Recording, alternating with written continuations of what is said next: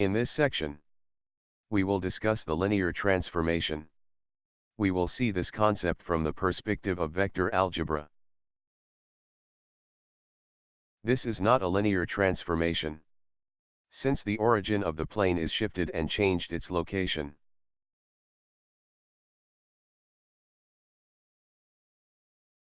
This is also not a linear transformation, as the lines changed their shapes to curves.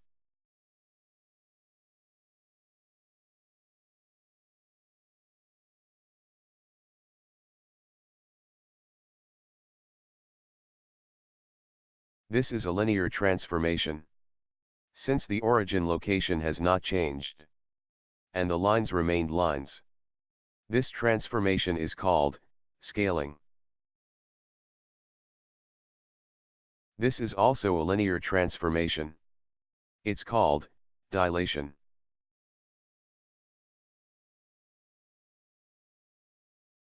This is also a linear transformation. It's called shear. This is also a linear transformation. It's called rotation.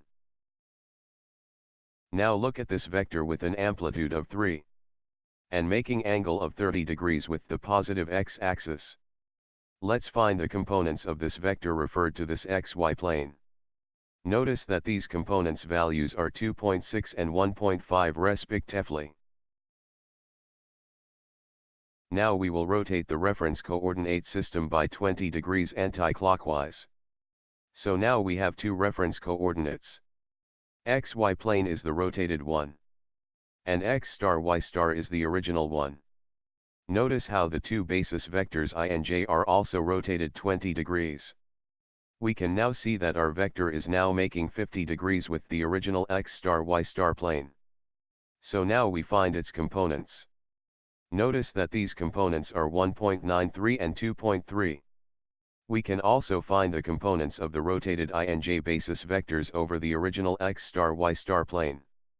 And these basis vectors will be now defined in terms of new basis vectors. I star, j star.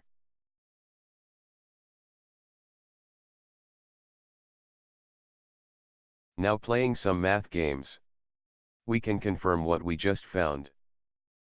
We can depend of matrix form to represent this vector transformation. This matrix is called 2D rotation matrix. In general, rotation matrix can be used to represent the new components of a vector when it is rotated by a specific angle. If you look at this transformed vector, you can see that its new transformed y value is larger than the original y, and the new transformed x value is less than the original x value. Now we can apply the rotation matrix for this vector. If you follow the same rules, you can discover the rotation matrix for a clockwise rotation. Now let's discuss the scaling transformation of a vector. Notice how the basis vectors are transformed. Look how j is doubled. And also I doubled. Doing the math again, we can see how the vector doubled its magnitude after it is transformed. We can also use matrix to represent this scaling transformation.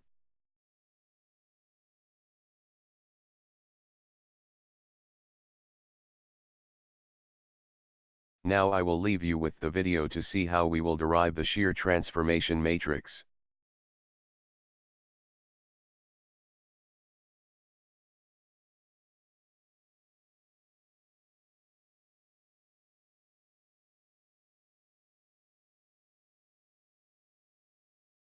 Let's discuss some 3D transformations.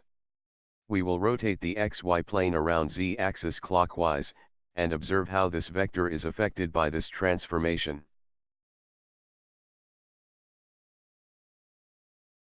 Assuming that this vector is making an angle phi with its shadow, an angle theta with y-axis, and it is rotated by an angle alpha around z-axis. Notice the transformation of the three basis vectors.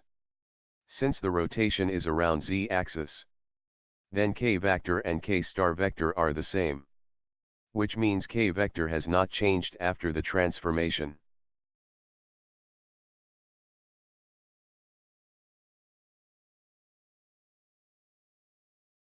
Now applying the transformed basis values in the original vector. Rearranging this equation in matrix form. We now build the 3D rotation matrix around z-axis.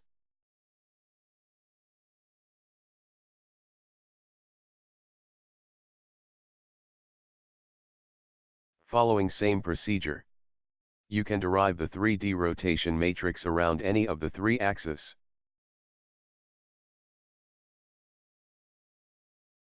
Now you have a basic idea of how to derive any of the transformation matrices in 2D or 3D planes. Rotation, shear, dilation, and scaling. All you need is to transform the basis vectors and then build the transformation matrix. Now let's do two simultaneous transformations. We will first scale the vector by half, then rotate it by 30 degrees, and see the resultant vector after these two transformations. Notice that we should start with the rotation matrix and then followed by the scaling matrix. Multiply the matrices together. We get the resultant vector after transformation. Now we apply the resultant transformation matrix to our vector. Now compare the two vectors. The old vector was 3i plus 2j, but the new vector is 0.8i plus 1.6j. Let's now visualize the transformation.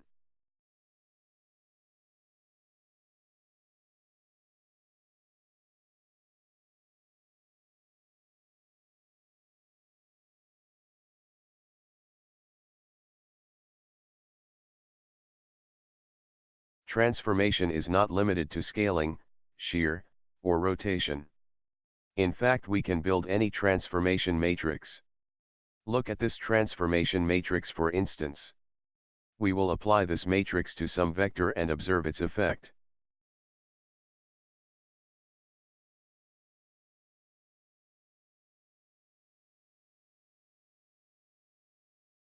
Now comparing the new transformed vector to the original one.